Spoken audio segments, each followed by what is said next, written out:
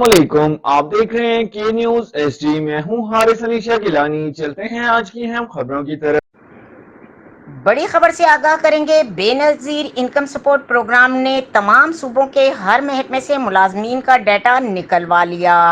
एक बार फिर आपको बताते चलें, बेनजीर इनकम सपोर्ट प्रोग्राम ने तमाम सूबों के हर महकमे से मुलाजमीन का डाटा निकलवा लिया।